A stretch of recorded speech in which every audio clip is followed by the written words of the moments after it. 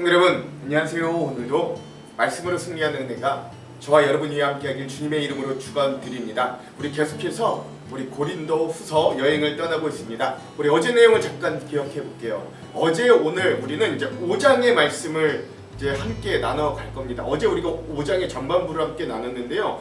이제 고린도 교회 안에는 바울의 사도권을 의심하는 이 거짓 교사들이 있었고 거의 또 휘둘리는 성도들이 일부 있었습니다. 그런데 그런 중에 바울은 자기의 사도권을 소극적으로나마 변명하고 해명하면서 내가 왜 이런 사도직을 맡았는지, 사도직의 의미는 뭔지, 그리고 그렇게 그들이 의심하는 족족마다 그들의 뭐 고난 때문에 사도직을 아니다, 뭐 추천서가 없다, 뭐 우리가 보니까 당신은 제정신이 아니다, 뭐라고 하는 이유들에 대해 그게 믿음적으로 신앙적으로 어떤 의미인가를 밝혀주고 건강하게 복음으로 올 수 있도록 하나하나 밝힌 내용들이 이 고린도 후서입니다. 특별히 어제 5장의 전반부에는 이 바울이 자기의 사역으로 인한 고난 중에도 자기가 소망을 잃지 않는 참 이유들에 대해서 명확하게 밝힙니다. 이게 근데 또 묘하게도 우리 신앙의 어떤 영생을 사모함과 마지막 날 하나님 앞에서는 심판의 모습과 맞닿아 있었던 거예요. 그러니까 세 가지 함께 나누죠. 첫 번째 뭐냐? 어제 5장의 전반부에 바울이 고난 중에도 사역을 포기하지 않았던 두 번째 이유는 바로 자기가 저 영원한 천국의 생명을 소유했다고 정말로 믿기 때문이라는 거예요. 첫 번째는 뭐예요? 자기는 이 땅의 고난 현실을 보지 않고 저 영원한 영광을 바라볼 수 있는 믿음의 시각이 있다. 이게 첫 번째였으면, 두 번째, 고난 중에도 사역을 포기하지 않는 이유는 내 안에 영원한 생명을 내가 소유하고 있다. 내가 질그릇 같지만 그러나 내 안에 보배와 같은 예수 그리스도가 있어. 나는 영원한 생명, 저 천국의 소망을 나는 가지고 있다. 그러나 나는 이 땅의 고난 중에서도 즐겁게 포기하지 않고 사역할 수 있다라고 이야기하는 거죠. 또 하나, 그렇게 그가 이 고난과 어려움 중에서도 사역을 포기하지 않을 수 있었던 그 원동력, 영원한 생명을 가질 수 있었던 원동력은 뭐냐? 사망도 삼킬 강력한 영생의 보증이 되시는 성령님이 그 안에 계셨기 때문이다 라고 하는 것이죠. 사망을 이 성령의 능력을 통해 하나님은 생명으로 아예 덧입혀서 바울을 일어나게 하셨다. 내 안에 성령님이 계신데 그 성령님이 바로 그것들의 강력한 증거다 라고 이야기했던 것입니다. 자, 마지막 세 번째, 그리고 나서 바울이 고난 중에도 사역을 포기하지 않는 마지막 세 번째 이유는 뭐냐면, 나는 최후의 심판이 있는 것과 그 심판대 앞에 심판대에서 하나님 앞에 믿음의 이 복음의 상을 받을 걸 기대하기 때문이다 라고 하는 것이죠. 오늘날 많은 그리스도인들이요, 생각보다 그 마지막 날 하나님을 만날 그날을 별로 인식하며 살아가지 않습니다. 심지어 많은 목사님들마저도 그거 인식하지 않고 살아가니까 이상한 결과들이 나와요. 그러나 바울은 항상 그때를 기억하는 거예요. 내 인생의 마지막 날 하나님을 만날 그때를 인식하는 거예요. 내가 그때 하나님 만나니까 이 땅에서의 삶이 좀 힘들고 어려워도 그래도 소망을 품고 열심히 주님을 위해 살아야지. 그러면 그날이 나에게는 심판과 망하는 날이 아니라 상을 받는 상급의 날이지. 그 소망이 있었기에 바울은 어려움과 고난 중에도 사역할 수 있었다 라고 이야기했던 겁니다. 여러분 잘 기억나실 거예요. 자, 오늘은 거기에 이어서 오늘은 고린도후서 5-2의 시간입니다. 사도권에 대한 소극적인 해명 다섯 번째 시간이고요. 분량은 5장의 후반부인 11절에서 21절까지 함께 좀 읽어보도록 하겠습니다. 오늘 제목을 짓자면 외모가 아닌 진심을 살아가는 그리스도인이라는 제목을 지었고, 오늘 이 쭉 여행을 하다 보면 왜 이런 제목을 지었는가 여러분 잘 아실 수 있을 겁니다. 자, 그러면 오늘 이 부분에 대한 두 가지 맥을 한번 짚어보고 맥에 따라 내용과 주안점을 한번 살펴볼게요. 첫 번째, 오늘 말씀해 보면 외모를 보는 사람들이, 고린도 교회 안에서 외모를 보는 사람들이 바울을 미쳤다라고 막 이야기하거든요. 그랬던 이유는 뭔가 한번 깊이 묵상해 봤으면 좋겠고, 또 바울은 이런 그 사람들이 이 바울을 보고 미쳤다고 하는 말에 어떻게 해명하는가도 한번 잘 살펴보시기 바랍니다. 이게 첫 번째 맥이에요. 자, 두 번째, 오늘 말씀해 보면 그리스도인들이 화목하게 살아야 될 이유가 무엇인가 우리 말씀을 통해서 또한 깊이 묵상하는 그런 시간들이 되었으면 좋겠습니다. 자, 이런 두 가지 맥을 짚으면서 오늘 내용과 주안점을 함께 살펴볼게요. 먼저 내용을 봅시다. 오늘 5장 후반부의 내용은 화목해 하는 자로서의 사도의 직분, 우리 첫 번째 시간입니다. 이제 5장부터 7장까지는 이 화목해 하는 사도의 직분에 대해 이제 바울이 쭉 이야기하는 장면들을 볼 수 있고, 오늘이 그 첫 시작이라고 할 수 있습니다. 자, 5장의 후반부에 제일 먼저 앞서 우리 맥에서 말씀드렸듯이 고린도 교회 안에 외모로 자랑하는 자들, 이 바울을 미쳤다 하는 자들에 대해 바울이 이렇게 대답해요. 그러므로 우리는 주님이 두려운 분이심을 알기에 사람들을 설득하려고 합니다. 우리는 이미 하나님 앞에 환히 드러났습니다. 여러분의 양심에도 우리가 환히 드러나기를 바랍니다. 그렇다고 해서 또다시 우리가 우리 자신을 여러분에게 지켜 세우려는 것은 아닙니다. 우린 여러분이 우리를 자랑할 수 있는 근거를 여러분들에게 드리려는 것입니다. 그래서 속에는 자랑할 것이 없으면서도 외모, 겉모습으로만 자랑하려는 사람들에게 여러분 이 대답할 말을 가지게 하려는 것입니다. 우리가 미쳤다고 하면 하나님께 미친 것이요, 정신이 온전하다고 하면 여러분을 두고 온전한 것이다 라고 대답한다는 거죠. 이 고린도 교회 안에 이 사람의 외모만 보고 그의 겉모습들만 보고 그런 바울을 보고 아볼로보다 말도 잘못해, 사역을 보니까 고난만 당해, 어디 큰 교회 담임 목사님 맨날 어디가 교회만 세워, 이런 이 바울의 겉모습만 보고 많은 사람들이 바울을 미쳤다, 광인이다 라고 이 거짓 교사들이 바울을 음해했던 것 같아요. 그때 바울은 이렇게 이야기하는 거죠. 너희들 보기엔 그게 미쳤을 수도 있어. 근데 나는 미쳤는데 어디에 미쳤냐면, 일반적으로 너희가 미쳤다고 하는 미친 게 아니라 나는 하나님께 미쳤어. 나는 예수 그리스도에게 미쳤어. 그리고 너희들에게는 온전한 모습을 통해 내가 미친 예수 그리스도를 전파하는 것뿐이야 라고 이야기하는 것이죠. 더 큰 의미들이 있는데요, 우리 주안점에서 함께 좀 나눠보도록 하겠습니다. 그럼 왜 바울은 이렇게 예수에게 미친 사람처럼 보였는가? 왜냐하면 그에게는 강권하시는 예수 그리스도의 사랑이 있었기 때문에 그렇습니다. 그리스도의 사랑이 우리를 휘어잡습니다. 우리가 확신하기로는 한 사람이 모든 사람을 위하여 죽으셨으니 모든 사람이 죽은 셈입니다. 그런데 그리스도께서 모든 사람을 위하여 죽으신 것은 이제부터는 살아있는 사람들이 자기 자신을 위하여 살아가도록 하려는 것이 아니라 자기들을 위하여서 죽었다가 살아나신 그분을 위하여 살아가도록 하려는 것입니다. 그러므로 이제부터 우리는 아무도 육신의 잣대로 알려고 하지 않습니다. 전에는 우리가 육신의 잣대로 그리스도를 알았지만 이제는 그렇지 않습니다. 누구든지 그리스도 안에 있으면 그는 새로운 피조물입니다. 옛것은 지나갔습니다. 보십시오, 새것이 되었습니다 라고 이야기하는 거예요. 그렇죠? 내가 왜 예수에 미쳤는가? 예수의 사랑이 나를 강권했다. 지금 우리 말로 쉽게 하면 완전 휘가 맞다, 나를 완전히 메워버렸다 라고 이야기하기 때문입니다.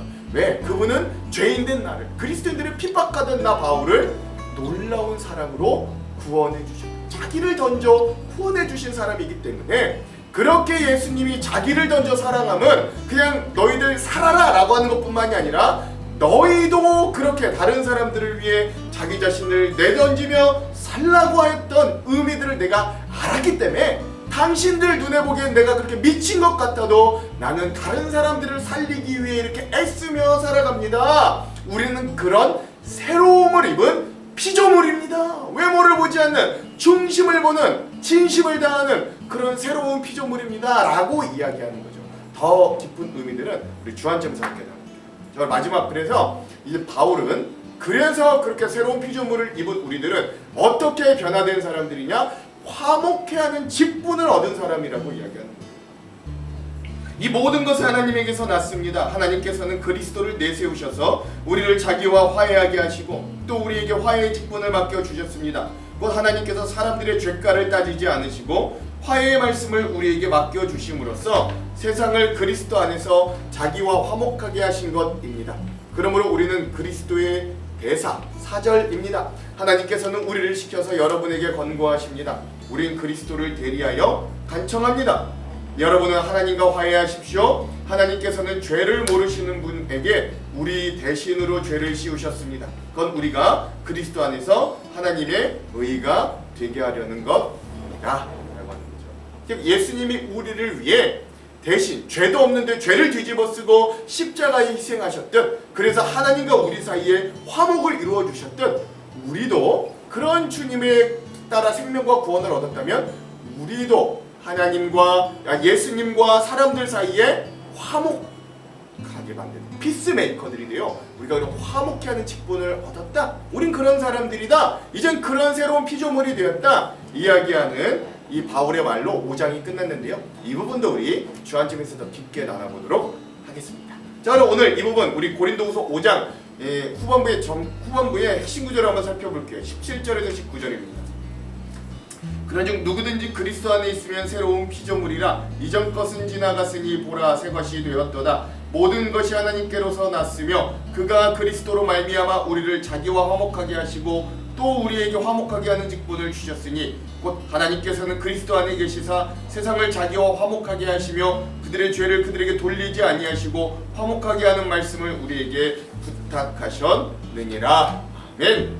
그렇죠? 그래서 이제 우리는 겉모습으로 사람을 취하지 않고 예전에 우리 뜻과 우리 상식대로 살아가는 사람이 아니라 예수님을 닮아 나를 죽여 다른 사람들을 살리는, 나를 녹여 다른 곳에 화목을 주는 자들로 바뀌게 되었다라고 고백하는 이 바울의 말을 오늘 말씀의 핵심 구절로 삼아 보았습니다. 자, 그럼 오늘 이 부분에 대한 주안점 세 가지를 함께 나누고 오늘 말씀을 한번 읽어볼게요. 먼저 첫 번째, 고린도 교회 안에서 사도 바울을 반대했던 사람들은 바울이 전하는 복음과 그의 사역을 보고 난 다음에 야, 바울이 제정신이 아니다 라고 폄하했어요. 13절의 전반부, 우리가 만일 미쳤어도 라고 바울이 이야기하잖아요. 그러니까 남이 그렇게 지금 바울에게 이야기했다는 거예요. 그들이 바울이 제정신이 아니고 소위 미쳤다고 하는 이유는 무엇이고 바울은 그것에 대해 어떻게 대답하고 있는지 오늘 본문에 말씀하고 있는 것입니다. 바울은 먼저 사도로서 그의 진실성을 호소하는 말로 이렇게 본문을 이렇게 시작합니다. 11절과 12절. 우리는 주의 두려우심을 알므로 사람들을 권면하거니와 우리가 하나님 앞에 알려졌으니 또 너희의 양심에도 알려지기를 바라노라. 우리가 다시 너희에게 자천하는 것이 아니요 오직 우리로 말미암아 자랑할 기회를 너희에게 주어 마음으로 하지 않고 외모로 자랑하는 자들에게 대답하게 하려 하는 것이라. 아멘. 그렇죠. 그러니까 사도 바울은 고린도 교회의 사람들에게 자기를 이렇게 좀 증명하고 있는 거예요. 자기가 전하고 있는 복음과 사역이 바른 것이다 라고 증명하는 거예요. 주목할 건 사도 바울이 자기를 증명하는 방법입니다. 바울은 하나님이 두려운 분이라는 걸 알고 있다고 말해요. 사도 바울은 하나님 앞에 드러날 게 없고 숨길 것이 아무것도 없다는 걸 이미 경험해서 알고 있어요. 하나님은 사람의 동기와 중심을 살피는 분임을 그는 진실로 믿고 있었기 때문입니다. 그렇기 때문에 사도 바울은 주님이 얼마나 두려운지도 안다고 말합니다. 사도 바울은 예전에 그리스도인들을 잡기 위해 다메섹으로 가던 길에 해보다 더 밝은 빛에 둘러싸이게 되었죠. 그 빛에 둘러싸여 예수님을 만나고 회심하게 되었습니다. 믿음이 생긴 거죠. 바울은 그때 벌거벗긴 것처럼 하나님 앞에 그의 모습이 낱낱이 드러났어요.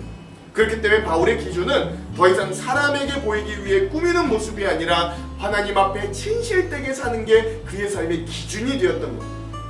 사도 바울이 복음의 사역자가 된 것은 자기의 열심으로 된 게 아니라 이렇게 그 다메섹 도상에서 하나님께서 낱낱이 드러나고 부르심을 받았던 이유 때문이에요. 그렇게 사도 바울이 하나님께 알려지지 않았다면 바울은 지금도 그리스도인들을 핍박하며 잡는 데 열심을 쏟고 있었을 것이지요.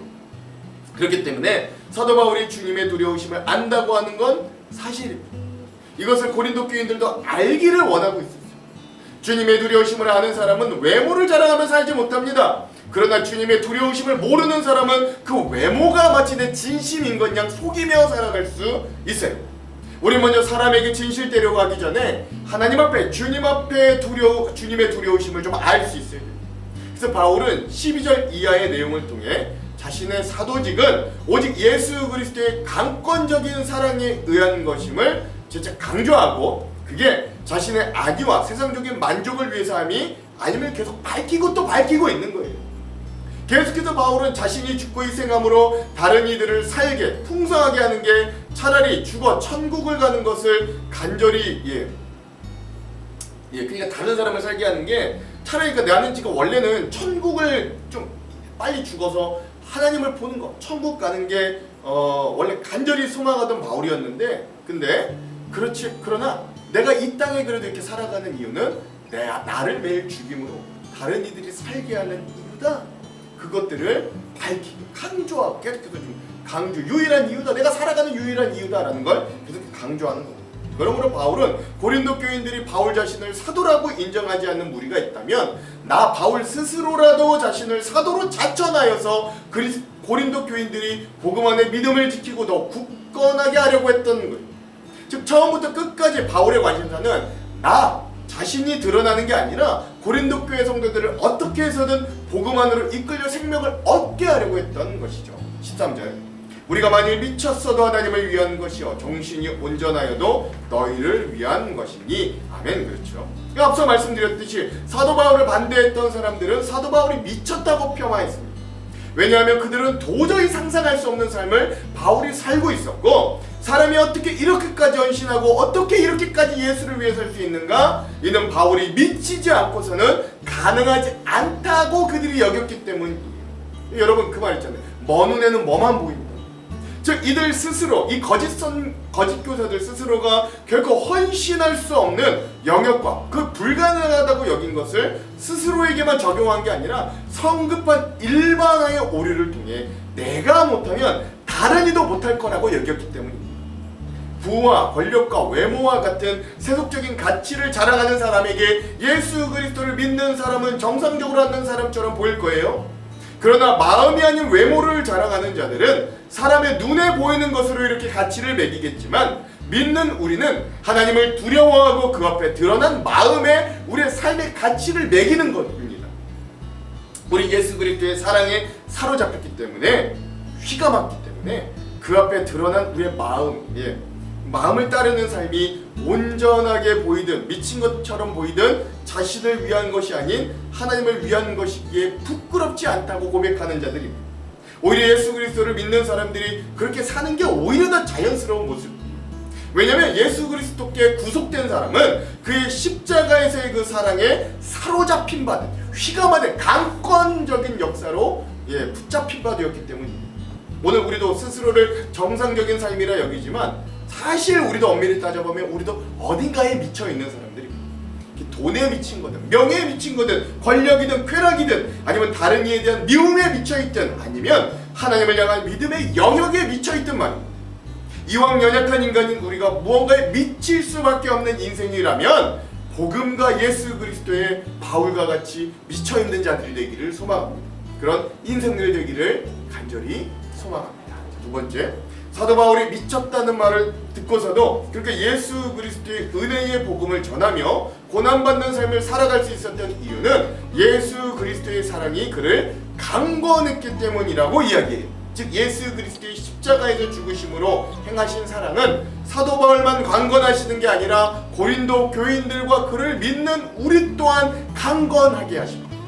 강권하다는 말은 애워싸고 사로잡아 지배한다 라고 하는 말입니다.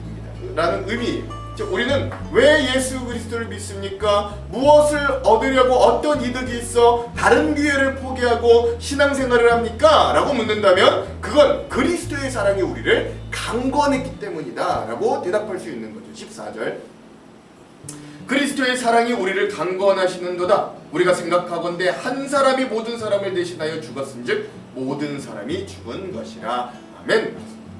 강권하다는 말은 휘감다는 말이 바울이 고백하였던 그리스도인들이 예수의 사랑에 밀려 휘어 감겨지게 되고 그 사랑을 경험하는 자들마다 그 사랑에 완전히 매이는 이유가 예수님께서 죄인된 우리 나를 위해 대신하여 죽으셨기 때문입니다. 예수님이 죽으신 건 그 예수님의 죄 때문이 아니라 우리 나의 죄 때문입니다. 만일 우리가 죽지 않아도 되었다면 예수 그리스도께서도 죽으실 이유가 없습니다. 그가 죽으신 이유는 우리가 죽을 수밖에 없기 때문에 우리 대신해서 죽으신 것입니다. 그러므로 우리를 위해 자신의 아들마저 내어주시는 또는 죄인된 우리를 위해 자기의 몸을 내어주시기까지 인간을 살리고 사랑하신 이 미친 듯한 사랑이 바로 그리스도께서 우리를 향한 놀라운 사랑입니다. 이렇게 진실된 사랑은 이해 득실과 논리를 뛰어넘습니다. 상식적으로 진정한 사랑이 논리지기만 한다면 그건 결코 사랑이 될 수 없을 겁니다. 그래서 그리스도인의 삶은 이 세상의 기준으로 볼 때 제정신이 아닌 삶으로 보일 수도 있습니다. 또한 그 사랑으로 우리를 강권하셔서 우리를 예수 그리스도 자기를 위하게 살게 하신 것이기도 합니다. 그러므로 바울은 우리를 넘치도록 휘어감는 강권하는 그 사랑을 경험한 이 그리스도인들, 사람들은 이전과 같은 삶을 살 수 없음을 이렇게 이야기하는 거예요. 15절. 그 모든 사람을 대신하여 죽으심은 살아있는 자들로 하여금 다시는 그들 자신을 위하여 살지 않고 오직 그들을 대신하여 죽었다가 다시 살아나신 이를 위하여 살게 하려 함이라. 아멘. 이 말씀과 마찬가지로 예수님도 우리를 위해 죽으신 이유는 다시는 자기 자신을 위하여 살지 않고 대신에 죽으신 예수 그리스도를 위해 살게 하려고 한다고 이야기합니다. 그러므로 바울도 이런 예수 그리스도의 목적을 정확히 알기 때문에 다른 사람이 미쳐 보일 정도로 복음을 위해 예수 그리스도를 위해 살아갈 수 있었던 것이죠. 하며 많은 그리스도인들이 자신을 위해 예수 그리스도를 믿는다고 생각합니다. 우리 자신이 더 나은 삶을 살고 인생의 문제를 해결받고 고통을 당하지 않기 위해 예수 그리스도를 믿어야 한다고 생각하며 살아갑니다.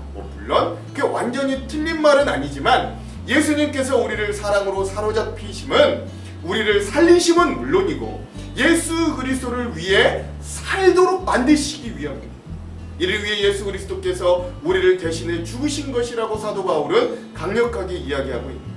그렇다면 무엇이 예수 그리스도를 위해 사는 삶인지에 대해서도 말해야 됩니다. 어떻게 사는 게 나 자신을 위해 사는 게 아니라 주님을 위해 사는 것인지를 바울은 이렇게 이어 말해요. 16절. 그러므로 우리가 이제부터는 어떤 사람도 육신을 따라 알지 아니하노라. 비록 우리가 그리스도도 육신을 따라 알았으나 이제부터는 그같이 알지 아니하노라. 아멘. 이같이 예수 그리스도를 위해 사는 삶은 더 이상 육신의 가치를 따라 살며 사람을 판단하고 평가하지 않는 겁니다. 외모로. 여기서 육신을 따라 안다는 건 사람을 외모로 보는 것입니다. 그 사람이 가진 소유와 실력과 외모와 소용과 스펙으로 그 사람을 판단한다는 의미이죠. 사람들이 예수님을 죽게 한 것도 외모로 예수님을 보았기 때문이에요. 그는 유대인들의 기준에 맞지 않는, 내세울 게 없는 갈릴리, 천한 거밖에 날 거 없는 그 촌동네 갈릴리의 청년에 불과하면서도 자기 스스로 메시아라고 했기 때문에 죽임을 당했던 거예요. 사람들은 그의 외모를 보고 메시아일 수가 없다고 판단하고 예수를 죽였습니다. 만약 예수님께서 로마 왕제와 같은 힘과 부를 가지고 이 땅에 오셨다면 사람들은 이 예수님을 메시아로 믿었을 거고 죽이지도 않았을 거예요. 그러나 이제는 그렇지 않습니다. 반전을 가져온 건 예수 그리스도의 대속적인 죽음, 십자가의 죽음입니다. 죽을 사람을 대신해 죽지 않아도 되는 예수님께서 대신 죽으신 반전이 일어났습니다. 그의 대속적인 죽음으로 그런 변화가 일어났고요. 그 변화로 인해 새로운 피조물이 탄생되었습니다. 17절. 그런즉 누구든지 그리스도 안에 있으면 새로운 피조물이라. 이전 것은 지나갔으니 보라 새 것이 되었도다. 아멘.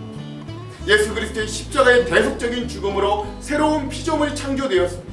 이 새로운 피조물은 세속적인 가치와 눈에 보이는 것들로부터 자유한 이전과는 다른 존재들입니다. 시간적으로 새 것을 의미하는 게 아니라 예수 그리스도의 대속으로 인해 구속된 사람을 의미하는 것. 새로운 존재란 판단의 기준과 이 가치가 바뀐 새로운 사람을 의미합니다. 새로운 피조물은 외형적인 변화가 있는 게 아니라 우리 안에 있는 속사람이 새로운 가치관을 가지게 된 것을 의미합니다. 이전엔 눈에 보이는 걸 가치로 삼고 자랑하며 살았지만 이제는 그렇지 않는 거예요. 이전엔 사람을 수단으로 생각하고 관계를 이해타산의 수단으로 이해했지만 새로운 피조물은 사람을 사랑의 대상으로 생각하고 관계를 사랑의 수단으로 이해합니다. 그리스도인이 된 우리는 새로운 피조물로 덧입혀졌으므로 이제 사람의 외모에 자랑하지 않고 또한 자기 자신을 위해 살지도 않습니다. 새로운 소망과 새로운 사명으로 사는 사람들이 바로 새로운 피조물이 된 우리들임을 기억하고 이런 정체성을 가지고 새롭게 살아가는 귀한 은혜가 있기를 간절히 소망합니다. 자, 마지막 세 번째. 이제 바울은 일반 사람들 보기에 이해가 되지 않는 이 놀라운 사랑을 주신과 동시에 그 사랑을 받은 자들도 예수님과 같이 다른 이들을 위한 삶으로 변화시켜야 된다라고 하는 걸 이야기했던 바울은 그러한 주님께로 받은 사도직이 바로 화평케 하는 자로 사는 것임을 이렇게 이야기합니다. 18절 19절. 모든 것이 하나님께로서 났으며 그가 그리스도로 말미암아 우리를 자기와 화목하게 하시고 또 우리에게 화목하게 하는 직분을 주셨으니 곧 하나님께서 그리스도 안에 계시사 세상을 자기와 화목하게 하시며 그들의 죄를 그들에게 돌리지 아니하시고 화목하게 하는 말씀을 우리에게 부탁하셨느니라. 아멘. 예수 그리스도를 믿는 사람은 자신을 위해 사는 사람이 아닙니다. 대신 예수 그리스도를 위해 사는데, 예수 그리스도를 위해 산다는 건 하나님과 화목하게 하는 말씀을 부탁받아 그걸 전하는 삶입니다. 이 말씀은 바로 사도 바울이 전한 복음인데, 이는 하나님께서 죄를 사람에게 돌리지 않고 오히려 그 죄를 죄가 없는 예수님께 돌리셔서 자기와 화목하게 하셨던 내용입니다. 외모를 따라 사람을 하는 사도 바울의 반대파들에게는 이 복음이 어리석게 보이고 제정신이 아닌 것처럼 들렸을 거예요. 왜냐하면 하나님께서 죄에 대한 대가를 죄가 없는 자기 아들 예수님이 대신 받아 죽게 하셨다는 말이기 때문입니다. 이것이야말로 외모를 자랑하는 사람들에게는 미친 짓으로 보였을 거예요. 자신의 잘못도 다른 사람들에게 전가해서 이 세상적 성공과 이익을 얻어야 하는 게 외모를 자랑하는 사람들의 가치였기 때문에 그렇죠. 그런데 자신이 잘못한 것도 아닌데 다른 사람의 잘못을 자신이 자처해서 덮어쓰고 죽는 건 도저히 이해할 수 없는 미친 일이었습니다. 그런데 이것이 예수 그리스도의 복음이며 하나님께서 죄인과 화목하려고 택하셨던 방법입니다. 이 복음은 말로만 전해지는 게 아니라 예수님이 우리를 위해 죽었듯 우리가 예수 그리스도를 위해 사는 삶으로 전파됩니다. 외모를 자랑하는 사람들은 화려해 보이고 있어 보이지만 하나님과 화목하지 못하는 무능한 속빈 강정과 사실 같습니다. 그러나 손해보며 타인을 위해 자기를 내어주는 삶은 어리석어 보일지 몰라도 하나님과 화목하게 하는 복음 전파의 능력이 있습니다. 마지막 20절에서 21절. 그러므로 우리가 그리스도를 대신하여 사신이 되어 하나님이 우리를 통하여 너희를 권면하시는 것 같이 그리스도를 대신하여 간청하노니 너희는 하나님과 화목하라. 하나님이 죄를 알지도 못하신 이를 우리를 대신하여 죄로 삼으신 것은 우리로 하여금 그 안에서 하나님의 의가 되게 하려 하심이라. 아멘. 사도 바울이 스스로 사도임을 주장하는 이유는 자신을 위한 것이 아님을 명백해집니다. 그는 자신을 내세우지 않고 사람들로 하여금 하나님과 화목하게 하려는 것 또한 사도 바울 자신이 의로워지려고 하는 게 아니라 예수 그리스도를 믿는 사람들로 하여금 하나님의 의로우심이 되게 하려는 것. 그건 사도 바울 자신의 이익과도 관련이 없어요. 오히려 그것은 자신을 위해 하는 게 아니라 하나님과 우리를 화목해 하려는 오히려 희생과 죽음이 따르는 일입니다. 오늘 보면 12절에 나타났던 외모를 자랑하는 사람들, 즉 바울을 미쳤다고 이야기하는 사람들에게 대답해줄 바울의 말은 이거죠. 너희가 미쳤다고 말하는 사도 바울이 전한 이 복음이야말로 죄 없는 그리스도께서 죄인을 대신해 죽어 하나님과 화목하게 하는 능력이 있다. 우리가 미친 듯이 사는 그 이유는 친구를 위해 목숨을 내어진 예수 그리스도의 사랑에 강권되었기 때문이다 라고 말합니다. 하나님께서는 그렇게 예수 그리스도를 믿는 사람들에게 새로운 삶의 가치와 방향을 허락해 주셨습니다. 그것은 외모를 자랑하며 외모를 따라 살지 아니하고 예수 그리스도를 위해 살며 그 복음을 따라 사는 것. 그건 죄인을 대신해 죽으신 예수 그리스도의 삶을 본받는 것. 그것은 세속적인 가치와는 좀 다른 거예요. 그리스도를 위해 자기를 낮추고 누추한 곳에 내어주는 것. 우리 모두 두려우신 하나님 앞에 깊은 속마음까지 다 드러난 사람들입니다. 그렇기 때문에 이제 외모를 자랑하지 않고 마음을 자랑하는 새로운 피조물로 변화를 입었습니다. 저는 그렇다고 확신합니다. 그것이 우리가 따라야 될 실상입니다. 육신과 외모를 따르는 삶은 이 세상에서 화려하지만 구원의 능력이 없는 허상일 뿐입니다.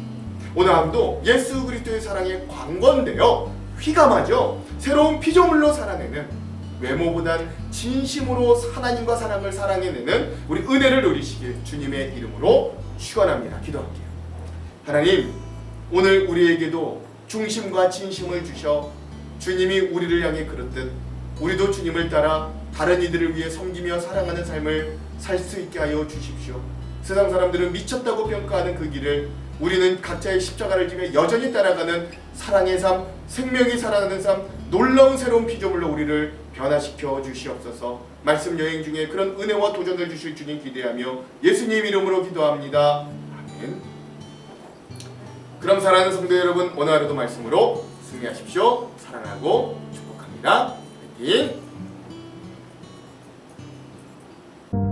우리는 주의 두려우심을 알므로 사람들을 권면하거니와 우리가 하나님 앞에 알려졌으니 또 너희의 양심에도 알려지기를 바라노라.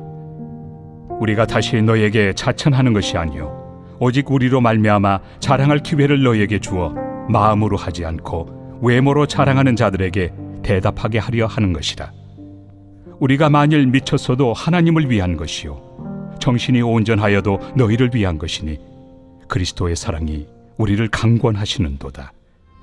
우리가 생각하건대 한 사람이 모든 사람을 대신하여 죽었은즉 모든 사람이 죽은 것이라. 그가 모든 사람을 대신하여 죽으심은 살아있는 자들로 하여금 다시는 그들 자신을 위하여 살지 않고 오직 그들을 대신하여 죽었다가 다시 살아나신 이를 위하여 살게 하려 함이라. 그러므로 우리가 이제부터는 어떤 사람도 육신을 따라 알지 아니하노라. 비록 우리가 그리스도도 육신을 따라 알았으나 이제부터는 그같이 알지 아니하노라.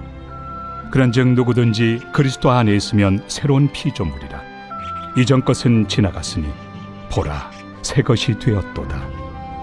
모든 것이 하나님께로서 났으며 그가 그리스도로 말미암아 우리를 자기와 화목하게 하시고 또 우리에게 화목하게 하는 직분을 주셨으니 곧 하나님께서 그리스도 안에 계시사 세상을 자기와 화목하게 하시며 그들의 죄를 그들에게 돌리지 아니하시고 화목하게 하는 말씀을 우리에게 부탁하셨느니라.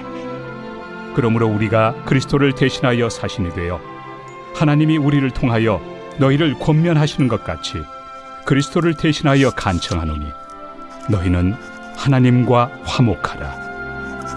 하나님이 죄를 알지도 못하신 이를 우리를 대신하여 죄로 삼으신 것은 우리로 하여금 그 안에서 하나님의 의가 되게 하려 하심이라.